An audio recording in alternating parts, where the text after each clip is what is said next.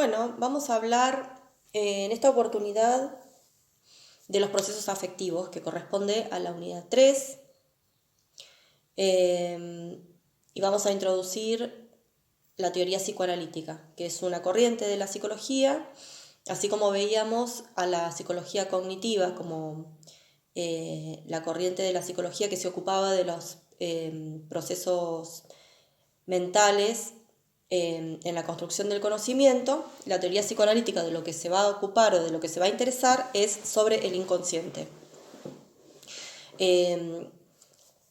Para introducir una idea de lo que es el inconsciente, podemos decir que se observa o aparece en cuestiones cotidianas de los seres humanos, como son los sueños, los actos fallidos y los síntomas. Bien, el que funda esta teoría psicoanalítica fue el neurólogo Sigmund Freud, y él va a hacer una descripción de la mente diferente a lo que veníamos viendo hasta ahora. La va a nombrar como un aparato psíquico, y a lo largo de su obra él hace como dos descripciones distintas de lo que es el aparato psíquico. Bien, entonces decíamos que Freud nombra al aparato psíquico a lo largo de su obra, hace una descripción distinta. De 1913 a 1915, él va a dividir el aparato psíquico en tres sistemas, que son el sistema inconsciente, el preconsciente y el sistema consciente. Después de 1920 va a ser una descripción del aparato psíquico distinta y va a hablar de tres instancias: la instancia del ello, la instancia del yo y la instancia del superyo. Bueno, para empezar a hablar del inconsciente, que es una de las instancias de esta primer tópica que describe Freud, vamos a empezar hablando de un mecanismo que utiliza el aparato psíquico, que es el mecanismo de la represión. Porque este es el mecanismo que permite que se divida el aparato psíquico en diferentes instancias a la observación, ¿sí? Esto es a los fines de describir el aparato psíquico. Siempre hay que pensar que esta noción de aparato lo que significa es que está todo relacionado o interrelacionado entre estas instancias que separa Freud a modo de darle una explicación, ¿sí?, a los fenómenos.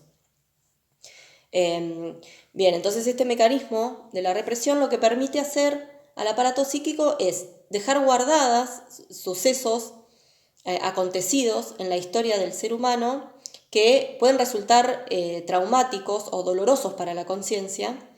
Entonces lo que permite es que queden huellas en el inconsciente de lo acontecido, pero que en la actualidad, por ejemplo, pueden aparecer como estos fenómenos que describíamos hoy, ¿no? Los sueños, los actos fallidos o los síntomas. Bueno, y acá podemos introducir una de las leyes del inconsciente, que tiene leyes propias, que es la atemporalidad, ¿no? Esto que decíamos recién, de que un suceso acontecido en la infancia aparece de forma desfigurada en un acto fallido, en un sueño o en un síntoma, es porque el inconsciente es atemporal. Atemporal en el sentido de que no queda registrado algo que pasó hace muchísimo tiempo, en los primeros momentos del aparato psíquico. Otra de las leyes por las que se rige el inconsciente es la del proceso primario. Lo que significa esto es que el deseo del inconsciente siempre tiende a salir, de forma desfigurada, como decíamos hoy, pero siempre tiene una tendencia a manifestarse y a salir y a concretarse, ¿sí? Lo que pasa es que aparece por medio de otros dos mecanismos, que son la condensación y el desplazamiento. Son propios del inconsciente. El mecanismo de la condensación, como su palabra lo indica, lo que hace es condensar en una sola idea varias. Y el mecanismo del desplazamiento lo que hace es separar el afecto de la idea original y pasarlo para otra idea, ¿sí? Logra hacer una división entre el afecto y la idea original. Bueno, el sistema preconsciente es el de las fantasías o pensamientos que son factibles de aparecer en la conciencia, que la barrera que tienen que atravesar es mucho menor a la barrera que tiene que atravesar el inconsciente, ¿sí? El ejemplo más claro es esa palabra que por ahí queremos decir y no nos sale hasta que en algún momento aparece en la conciencia. Bueno, ahí decimos que estaba en el preconsciente. Y en relación al sistema consciente, es el que nos hace conectarnos con la realidad a través de la percepción. Eso en relación a la primera tópica. Ahora vamos a pasar a desarrollar la segunda tópica, que es la del ello, la del yo y la del super yo. Bueno, la instancia del ello es la instancia desorganizada del aparato psíquico, es la primera instancia, es decir, que venimos al mundo con esta instancia, con la instancia del ello, que con la experiencia y en la relación con los otros o con el medio, se va a empezar a conformar y a dividir el aparato psíquico en las tres instancias que describe Freud. La instancia del ello es la instancia donde se alojan los deseos y los placeres que tienen la tendencia a salir. Cuando se empieza a conformar la instancia del yo,